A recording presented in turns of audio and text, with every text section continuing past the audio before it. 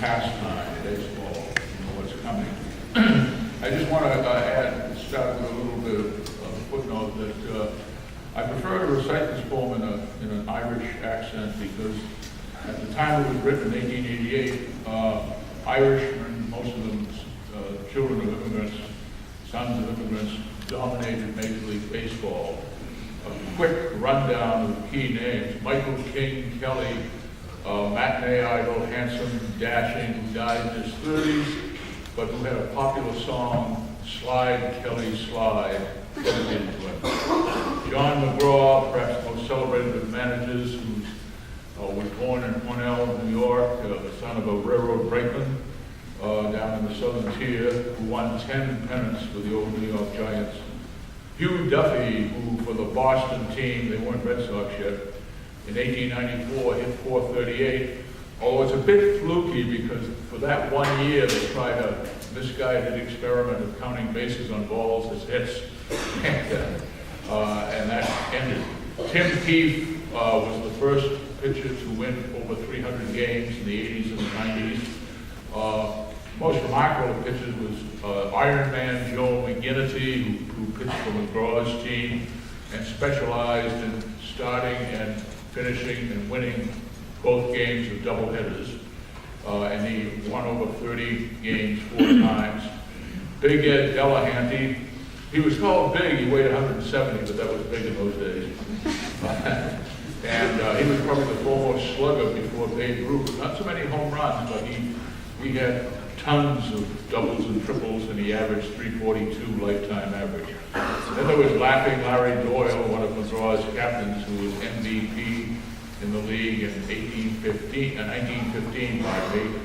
And then a colorful figure named Turkey Mike Donlin, who was a slugger for McGraw's teams, and who won a game for McGraw after McGraw had bailed him out of the drunk tank in whatever town they were visiting. So this is Ernest Thayer's 1888 poem, and I'm sure he never thought it would still be recited over 100 years later, but it did. The outlook wasn't brilliant for the Woodville Nine that day. The score stood 4-2 with but 1 inning more to play. And then when Cooney died at first and Barrows did the same, a sickly silence fell upon the patrons of the game. A straggling few got up to go in deep despair. The rest clung to that hope which springs eternal in the human breast. They thought, if only Casey could get but a whack at that, we'd put up even money now with Casey at the bat. But Flynn preceded Casey, as did also Jimmy Blake, and the former was a pudding and the latter was a cake. So upon that stricken multitude, grim melancholy sat, for there seemed but little chance of Casey's getting to the bat. But Flynn let drive a single to the wonderment of all, and Blakey, the much despised, tore the cover off the ball. And when the dust had lifted and the men saw what had occurred, there was Jimmy safe at second, and Flynn a hugging third. Then, from 5,000 throats and more, there rose a lusty yell.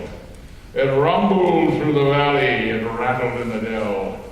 It knocked upon the mountain and recoiled upon the flat. For Casey, mighty Casey, was advancing to the bat. There was ease in Casey's manner as he stepped into his place. There was pride in Casey's bearing and a smile on Casey's face. And when, responding to the cheers, he lightly doffed his hat, no stranger in the crowd could doubt was Casey at the bat. 10,000 eyes were on him as he rubbed his hands with dirt. 5,000 tongues applauded when he wiped them on his shirt. Then, while the writhing pitcher ground the ball into his hip, defiance gleamed in Casey's eye. A sneer curled Casey's lip.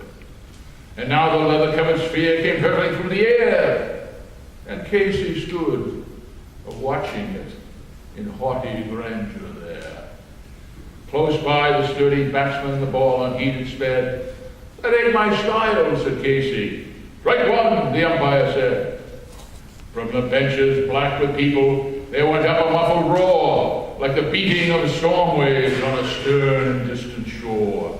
"Kill him! Kill the umpire!" shouted someone in the stand, and it's likely they'd have killed him had not Casey raised his hand. With a smile of Christian charity, great Casey's visage shone. He stilled the rising tumult. He bade the game go on. He signaled to the pitcher, and once more the spheroid flew.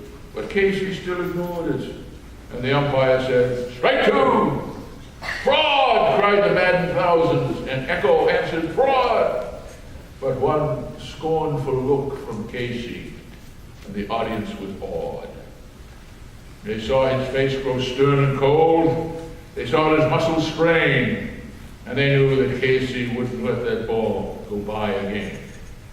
The sneer is gone from Casey's lip. His teeth are clenched in hate. He pounds with cruel violence his bat upon the plate. And now the pitcher holds the ball, and now he lets it go, and now the air is shattered by the force of Casey's mighty blow.